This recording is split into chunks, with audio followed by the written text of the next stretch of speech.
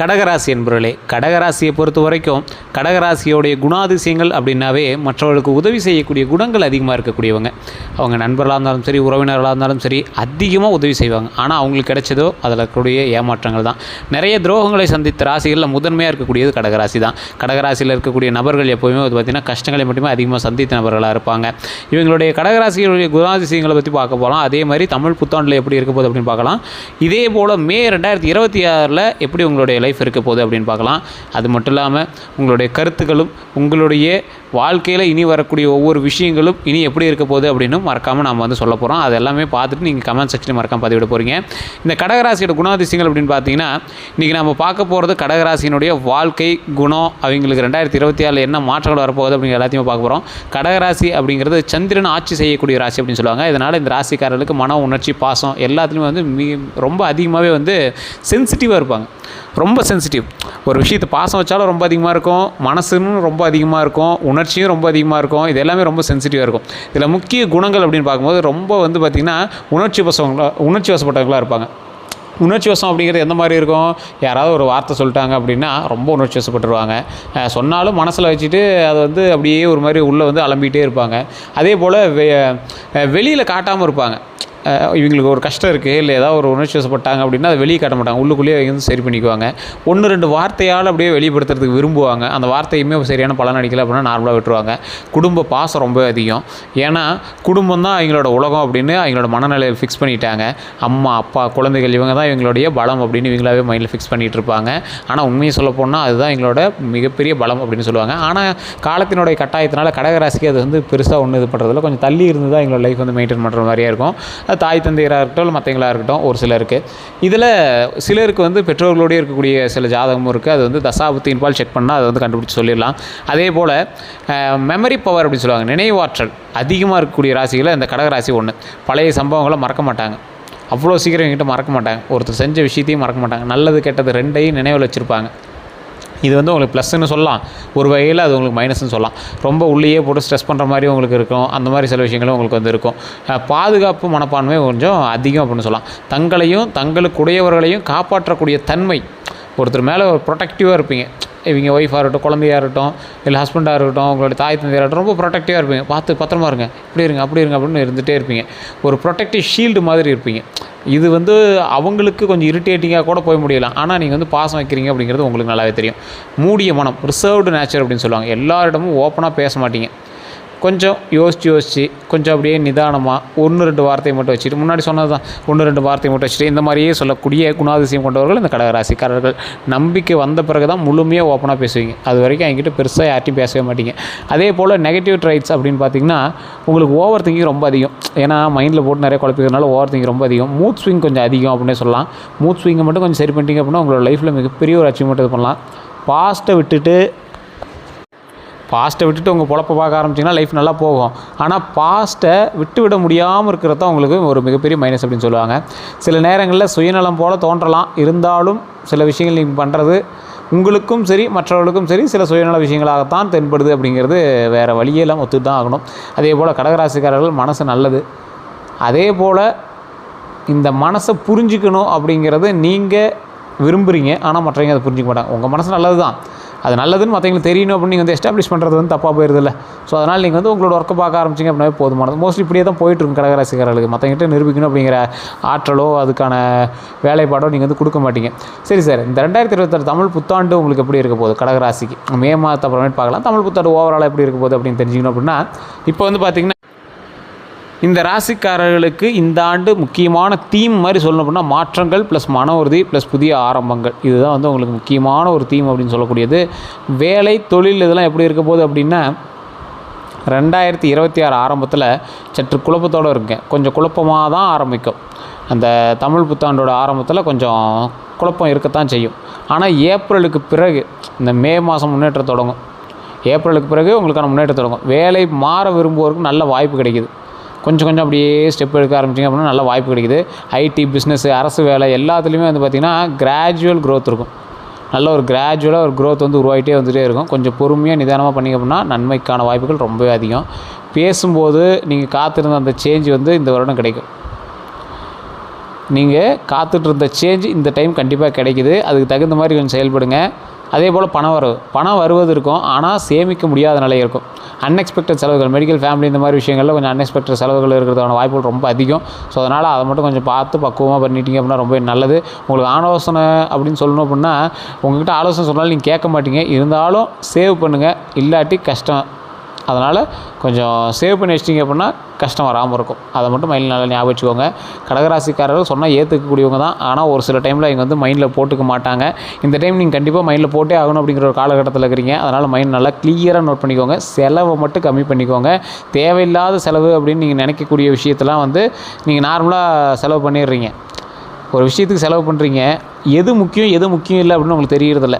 முக்கியம் இல்லாத விஷயத்தை நீங்கள் வந்து முன்னுரிமை கொடுக்குறீங்க, முக்கியமான விஷயத்தை நீங்கள் செலவு பண்ண மாட்டேங்கிறீங்க. அதனாலே ஃபேமிலியில் தேவையில்லாத சச்சரவுகளை நீங்கள் சந்திச்சிருக்கீங்க.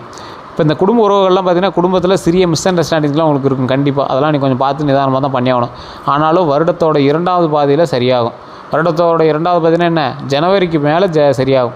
திருமணத்துக்கு காத்திருக்கிறவங்களுக்கு நல்ல நேரம். கொஞ்சம் பொறுமையாக நிதானமாக பண்ணிக்க அப்படின்னாலும் நல்லபடியாக திருமணம் நடக்கிறதுக்கான வாய்ப்புகள் அதிகம். எமோஷ்னலாக சொல்லணும் அப்படின்னா, கடகராசிக்காரர்களுக்கு ஃபேமிலி தான் ஸ்ட்ரென்த்து, ஆனால் ஃபேமிலி பேலன்ஸ் முக்கியம்.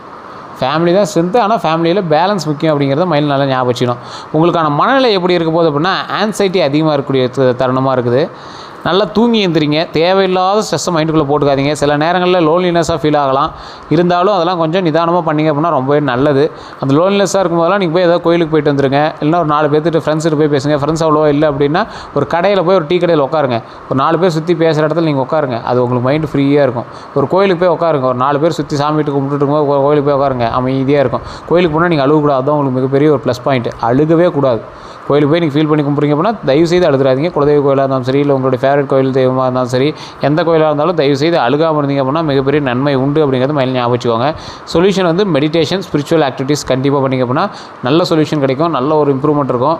மெடிடேஷன்லாம் உங்களுக்கு வரல அப்படின்னா ஒரு 10 நிமிஷமாக அமைதியாக இருந்தீங்க அப்படின்னா போதுமானது. ஒரு இடத்துல போய் அமைதியாக உட்காருங்க, கூல்டவுனாக உட்காருங்க. அதே ரொம்ப நல்லது. உடல் நல்லா ஒன்று பார்த்தீங்கன்னா செஸ்ட்டு, டைஜஷன் ரிலேட்டட் இஷ்யூஸ்லாம் இருக்கிறதுக்கான வாய்ப்புகள் இருக்குது. அந்த விஷயத்தில் கொஞ்சம் கவனமாக இருங்க. ஸ்ட்ரெஸ்ஸு காரணமாக உடல் பாதிப்பு இருக்கிறதுக்கான வாய்ப்புகள் இருக்குது. நல்லா தூங்கி எழுந்திரிங்க, ஸ்ட்ரெஸ் ஆகாதீங்க. உடம்பு ரொம்ப அப்படியே கூலாக அமைதியாக நிதானமாக வச்சுக்கோங்க. அப்புறம் ஆரோக்கியம் கண்டிப்பாக வரும். அதே போல் அட்வைஸ் பண்ணோம் அப்படின்னா, நீங்கள் தூங்கி எழுந்திரிச்சிங்க அப்படின்னா போதுமானது. நல்லா தூங்கி எழுந்திரிங்க, கரெக்டாக டைமுக்கு தூங்கி எழுந்திரிங்க. ரெகுலர் செக்கப், அப்போ ரெகுலராக செக்கப் போயிட்டு வாங்க, ரொம்ப நல்லது. அதே போல் மே 2026 மாத பலன் அப்படின்னு இருக்கலாம். இதை நீங்கள் ஒரு 15 நாள் கண்டென்ட் கூட வச்சுக்கலாம். ஏன்னா 15 நாளுக்கு பிறகு அடுத்த கண்டென்ட் வந்து நம்ம சொல்கிறோம். இந்த மே மாதத்தில் இந்த கடகராசிக்காரர்களுக்கு டேர்னிங் பாயிண்ட் மந்த் அப்படின்னு சொல்லுவாங்க. குறிப்பாக இந்த மே மாதம் எப்படி இருக்குன்னு தான் பார்க்க போகிறோம். இதில் டேர்னிங் பாயிண்ட் மந்த் அப்படின்னு சொல்லுவாங்க. ஒரு வாழ்க்கையில் இத்தனை நாட்கள் உங்களுக்கு அமையாத ஒரு விஷயம் நல்லபடியாக உங்களுக்கு ஒரு டேர்னிங் பாயிண்ட் கொடுக்குது அப்படின்னா இந்த மாதம் உங்களுக்கு ஒரு சிறந்த மாதம் அப்படின்னு சொல்லலாம். ஒரு சிலருக்கு, ஏன் சார் ஒரு சிலருக்கு நல்ல மாதம் ஒரு சிலருக்கு இது அப்படின்னா, உங்களுடைய தசாபுத்தி உங்களுக்கு பேசணுங்க. நிறைய பேர் கடகராசியில் சொன்ன எல்லாத்துக்கும் அப்படியே ஃபுல்லாக கம்ப்ளீட்டாக அதே மாதிரி நடந்துடும் அப்படின்னு நினைக்கிறாங்க. கடகராசியில் இருக்கிற எல்லாத்துக்கும் ஒரே மாதிரி நடக்கிறதில்ல. காரணம் என்ன அப்படின்னா, எங்களுக்கு வேறு வேறு விஷயங்கள் இருக்குது. என்ன சார் வேறு வேறு விஷயங்கள்? கடகராசியில் மட்டும்தான் ஒன்று. நீங்கள் லக்கினம் வேறு, தசாபுத்தி வேறு, உள்ளக்கூடிய நட்சத்திரம் வேறு, நீங்கள் பிறந்த இடம் வேறு, பிறந்த ஊர் வேறு, உங்களோட பிரயாணிக்கக்கூடிய மற்ற ராசிகள் வேறு. அப்போ என்ன பண்ணுது? எல்லாரும் மனிதர்கள் தான். மனிதருக்குள்ளே எத்தனை பிளட் குரூப் இருக்குது, அந்த மாதிரி உங்களுக்கு தனித்தனி இது தானே. உங்களுடைய கேட்லாக் வேறு. அந்த கேட்லாக் படி பார்த்தா தான் உங்களை வந்து என்ன நடக்க போகுது அப்படிங்கிறது செக் பண்ண முடியும். இப்போ நம்ம சொன்னது ஒரு 50% தான் உங்களுக்கு வந்து மேட்ச் ஆகும். மீதி 50% மேட்ச் ஆகலை அப்படிங்கிறவங்க தயவுசெய்து புரிஞ்சுக்கணும். உள்ளே வந்து தசாபுத்திகள் அதெல்லாம் வேறு வேறு இருக்குது. அதெல்லாம் கூர்ந்து பார்த்தா தான் தெரியும் நீங்கள் எந்த ராசியோட பிரயாணிக்கிறீங்க. ஒரு மனிதன் பிறக்கிறான் அப்படின்னா அவனோட ராசி மட்டுமே அவனை வந்து செயல்படுத்தாது, கூட இருக்கக்கூடிய மற்றொரு ராசியும் செயல்படுத்தும். உங்களுடைய தாய் தந்தையோட ராசியாக இருக்கலாம், உங்களுடைய மகன் மகளோட ராசியாக இருக்கலாம், கூட பிறந்தவங்களோட ராசியாக இருக்கலாம், உங்களுக்கு திருமணமானவங்களோட ராசியாக இருக்கலாம். கம்பெனியில் வேலை செஞ்சு கம்பெனி நடத்திட்டு இருக்கீங்க அப்படின்னா ஒரு மேலதிகாரியாக உட்கார வச்சுருக்கீங்களா, அவங்களோட ராசி கூட உங்களுக்கு வந்து தொழில் ரீதியான விஷயங்களை செல்லுபடியாகும். ஸோ இது நிறைய பேர் தெரியல. பெரிய பெரிய கம்பெனிலாம் என்ன பண்ணுவாங்கன்னா, ஜாதகம் பார்த்து தான் பெரிய பெரிய போஸ்டிங்கில் உட்கார வைப்பாங்க. நிறைய பேருக்கு என்ன தெரியுமா, நான் காமெடி சொல்கிறேன்னு கூட நினைப்பீங்க. இன்றைக்கும் சில விவிஐபி ஜோதிடர்லாம் வந்து பார்த்திங்கன்னா அப்படி தான் பார்த்துட்ருக்காங்க. கீழே ஒரு நம்பர்லாம் கொடுக்குற பாருங்கள். ஒரு விவிஐபி ஜோதிடர், மிகப்பெரிய கம்பெனி, 2 இண்டஸ்ட்ரி, கிட்டத்தட்ட கோடிக்கணக்கான ரூபா ப்ராஜெக்ட் பண்ணிட்டு இருக்கக்கூடிய கம்பெனி. அதில் வந்து ஜோதிடம் பார்த்து அவங்களுக்கு செட் ஆகிற மாதிரி நபரை தான் வந்து, அவர்களுக்கு நல்ல நேரம் இருக்கிறவங்க தான் வந்து குறிப்பிட்ட போஸ்டிங்கில் உட்கார வைக்கிறாங்க. இல்லைனா வேலையில் தேவையில்லாமல் திருப்பி விட்டுருச்சு அப்படின்னா அவங்களுக்கும் ஆபத்தாக முடியக்கூடாதுல்ல. ஏன்னா அவங்க வந்து முதலாளிகள்லாம் வந்து பார்த்திங்கன்னா கம்பெனியை மெயினாக மேலேருந்து மட்டும் தான் மேனேஜ் பண்ணிக்குவாங்க. வீட்டிலேருந்தே அது எப்படி நடந்துட்டுருக்கு, என்ன பண்ணுறது அப்படிங்கிறது மட்டும் தான் பார்த்துக்குவாங்க. ஸோ அதனால் கொஞ்சம் பார்த்து இருக்கிறது ரொம்பவே நல்லது. அப்படி யாராவது ஜோதிடம் பார்க்கணும் அப்படிங்கிறவங்க கீழே ஒரு நம்பர் கொடுத்து டிஸ்கிரிப்ஷன் நம்பர் இருக்குது. பிரபல ஜோதிடர் நம்பர் தான், ப்ரொமோஷனல் ஆக்டிவிட்டி தான், வேணுங்கிறவங்க கூட பயன்படுத்திக்கோங்க. ஒரு விவிஐபி ஜோதிடர் தான், அதுக்கு தகுந்த மாதிரி தான் அப்பாயின்மெண்ட் பேசிஸில் தான் எல்லாமே பண்ணுவாங்க. உங்களுக்கு வேணும் அப்படின்னா ஜஸ்ட் டைப் பண்ணிக்கோங்க. அந்த நம்பரை வந்து பயன்படுத்திக்கோங்க. வேலை அப்படின்னு பார்க்கும்போது வேலை போல் கொஞ்சம் அதிகமாக இருக்கக்கூடிய காலகட்டமாக தான் இந்த காலகட்டம் இருக்குது. பாஸ் அப்ரிஷியேஷன் கண்டிப்பாக கிடைக்கும். சிலருக்கு ப்ரொமோஷனுக்கான வாய்ப்புகளும் உண்டு. உழைப்பு வீணாகாது இந்த மாதம். ஸோ உழைச்சிங்க அப்படின்னா அதுக்கு தகுந்த அவுட்புட் கண்டிப்பாக இந்த மாதத்தில் கிடைக்கும். அதில் ஃபஸ்ட்டு 15 நாள் உங்களுக்கு அற்புதமாக இருக்கும்போது அடுத்த 15 நாள் எப்படி இருக்கும்போது அப்படின்னு அடுத்தடுத்த வீடியோக்களில் சொல்கிறேன். பணம் அப்படின்னு பார்க்கும்போது நல்ல வருமானம் இருக்கக்கூடிய மாதம் தான். பழைய கடன் திருப்பி செலுத்தக்கூடிய வாய்ப்புகள் வந்து அமையுது. ஸோ அதனால் பொறுமையாக நிதானமாக பண்ணுங்கள், நன்மைகள் உண்டு. உறவுகள் அப்படின்னு பார்க்கும்போது காதல் வாழ்க்கையில் கிளாரிட்டி வரும். நிறைய பேருக்கு இதுதான் வந்து பெரிய இது. காதல் வாழ்க்கையில் கிளாரிட்டி வரப்போகுது அப்படிங்கிறத மைண்டில் ஞாபகம் வச்சுக்கிட்டு கொஞ்சம் ரொம்ப கிளாரிட்டியாக பேசுகிறேங்கிற பேரில் கொஞ்சம் அதிக வார்த்தையை விட்டுருவீங்க. அதே போல் காதலிக்கிறீங்க அப்படின்னா தயவு செய்து கொஞ்சம் வார்த்தைகளில் கவனத்தை செலுத்துங்க. கொஞ்சம் வார்த்தையை பார்த்து பேசுங்க. தேவையில்லாமல் சந்தேகப்படக்கூடாது. கணவன் மனைவிக்கிடையும் சரி, காதலர்கள்ட்டையும் சரி. அதே போல் மிஸ் அண்டர்ஸ்டாண்டிங் கிளியர் ஆகும். ஸோ கொஞ்சம் நிதானமாக பேசி சரி பண்ணிட்டீங்க அப்படின்னா மிஸ் அண்டர்ஸ்டாண்டிங் கிளியர் ஆகும். திருமணம் பேசப்படும்.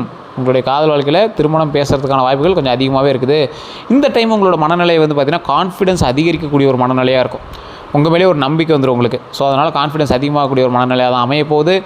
நாள் முடிவில், அதாவது இந்த நாள் முடிவு உங்களுக்கு இந்த மாதங்களில் ஒரு மாதம் முடிகிற டைமில் வந்து பார்த்திங்கன்னா நம்பிக்கை வந்து உங்களுக்கு மேலே ரொம்ப அதிகமாகவே ஆரம்பிச்சிடும். இதையே தாண்டியாச்சு, இதுக்கு மேலே நல்லதே நடக்கும் அப்படிங்கிற மாதிரி இதாக இருக்கும். அதேமாதிரி நான் முடியும் அப்படிங்கிற நம்பிக்கை வந்து உங்களுக்கு முடியும். உங்களால் முடியும் அப்படிங்கிற நம்பிக்கை வந்து உங்களுக்கு வந்து உருவாயிரும். உடல்நலம் அப்படின்னு பார்க்கும்போது சின்ன சின்ன இஷ்யூஸ் இருந்தாலும் பெரிய பிரச்சனை இல்லை. ஸோ அதனால் நீங்கள் பயப்படவும் தேவையில்லை. சின்ன சின்ன இஷ்யூஸ் இருக்குது அப்படின்னா கொஞ்சம் கொஞ்சமாக சரியாயிட்டே வந்துடும். நீங்கள் அதை வந்து பெரிய பிரச்சனையாக எடுத்துக்க தேவையில்லை. அதனால் நீங்கள் பயப்படவும் தேவையில்லை. அதே போல் இந்த இடங்களில் நீங்கள் பேசும்போது கேப்பை ஃபில் பண்ணலாம்.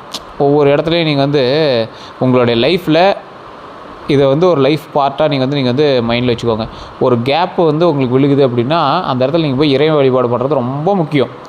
சார் ஒரு வெற்றிடமாக தெரியுது சார் அப்படிங்கிற மாதிரி இடம் இருக்குது அப்படின்னா உங்களோட மைண்ட்லேயே சார் ஒரு மாதிரி ஒரு கிளாரிட்டி இல்லாமல் இருக்குது, என்ன பண்ணணும்னு தெரியாமல் இருக்குது அப்படின்னா உங்களோட குலதெய்வ கோயிலுக்கு போங்க, 2 நெய் விளக்கு வாங்குங்க, குலதெய்வத்திட்ட உட்காருங்க, அமைதியாக பேசுங்க, உங்களுடைய பிரச்சனையை சொல்லி சால்வ் பண்ணிக்கோங்க.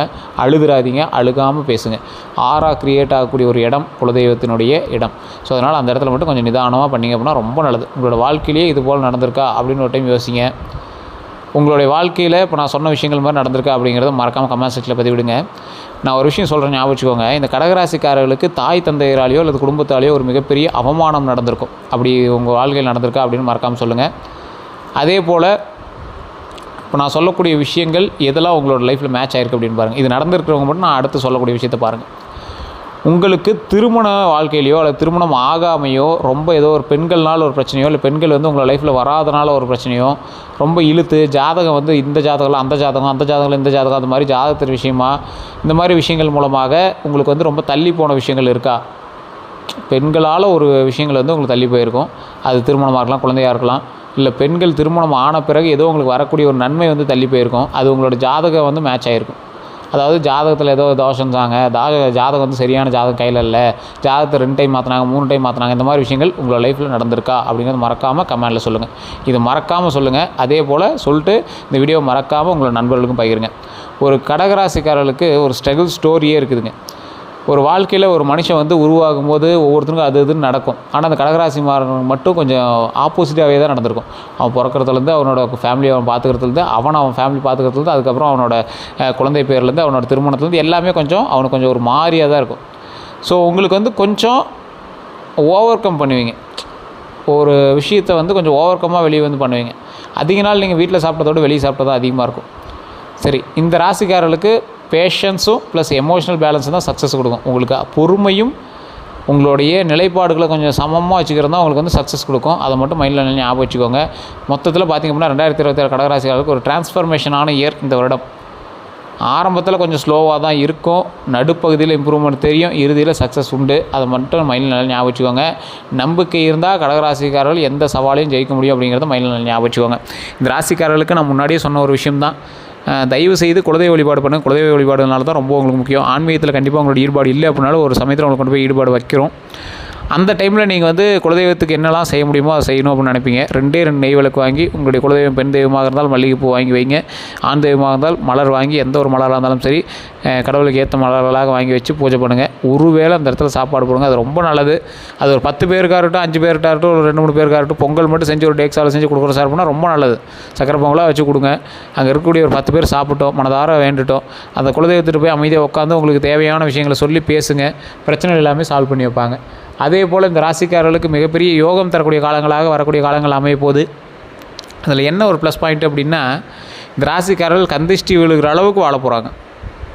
ஸோ கந்திஷ்டி உங்களுக்கு நிறையா விஷயத்தில் உங்களை ட்ராபேக் பண்ணியிருக்கோம். வீடு கட்டாதீங்க, வீடு கட்டுவீங்க. அதை பார்த்து என்னடா வீடு நீங்கள் சின்னதாக தான் கட்டியிருப்பீங்க, ஆனால் பார்க்குறவன் இன்னும் இவனுக்கு காசு இங்கே வந்துச்சு இடந்து பெருசாக கட்டணும் அது இது நிறைய பேர் சொல்லுவாங்க. ஸோ இந்த மாதிரி நிறைய விஷயங்கள்னால உங்களை வந்து இப்போ நிறைய பேர் வந்து கந்திஷ்டி வைக்கிறதான வாய்ப்புகள் அதிகமாக இருக்குது. நிறைய பேர் உங்களோட ட்ராபேக்ஸுக்கான காரணம் வந்து கந்திஷ்டி தானே உங்களுக்கே தெரிய ஆரம்பிக்கிற அளவுக்கு நீங்கள் வந்து வாழ்ந்துட்டுருப்பீங்க. அப்படி இருக்கக்கூடியவங்க கீழே வந்து நான் டிஸ்கிரிப்ஷனில் கருங்காலி மாலை அப்படின்னே ஒரு நம்பர் கொடுக்குறேன். அந்த நம்பருக்கு ஃபோன் பண்ணி கருங்காலி மாலை வேணும் அப்படின்னா மட்டும் வாங்கிக்கோங்க. ஒரிஜினல் ஸ்டாக் மட்டும்தான் இருக்குது. பீஸ் 1500 பீஸ் மட்டும்தான் இருக்குது. 8mm தான் இருக்குது. உங்களுக்கு வேணுங்கிறவங்க மட்டும் வாங்கிக்கோங்க. நீங்கள் வந்து விலை கம்மியாக அங்கே தராங்க நீங்கள் எங்கே வேணாலும் வாங்கிக்கலாம். எங்ககிட்ட இருக்கிறது ஒரிஜினல் பீஸ் மட்டும்தான் இருக்குது. வேணுங்கிறவங்க மட்டும் வாங்கிக்கோங்க. அவுட் ஆஃப் ஸ்டாக் ஆச்சு அப்படின்னா மறுபடியும் அந்த மரம் பீஸ் கிடச்சி அதில் லேத் ஒர்க் கொடுத்து மறுபடியும் எடுக்கிறது ரொம்ப நாள் ஆகும். உங்களுக்கு வேணும் அப்படிங்கிறவங்க மட்டும் வாங்கிக்கோங்க. விலை 1500 மேலே தான் இருக்கும். வேணுங்கிறவங்க மட்டும் வாங்கிக்கோங்க. மற்றபடி எந்த கருத்துக்களாக இருந்தாலும் மறக்காமல் நீங்கள் வந்து கமெண்ட் செக்ஷனில் பதிவிடலாம். ஜோதிட ரீதியான சந்தேகங்களுக்கு நான் கீழே நம்பர் கொடுத்துருக்கேன். அந்த நம்பருக்கு நீங்கள் வந்து ஃபோன் பண்ணி பேசி தெரிஞ்சிக்கலாம். ஜோதிடரோட நம்பரை கொடுத்துருக்கேன். இது ப்ரொமோஷனல் ஆக்டிவிட்டி தான், வேணும் அப்படின்னா நீங்கள் வந்து பயன்படுத்தலாம். வேறு எந்த கருத்துக்களாக இருந்தாலும் மறக்காம கமெண்ட் செக்ஷனில் பதிவிடுங்க. எல்லாருக்கும் நன்றி நண்பர்களே.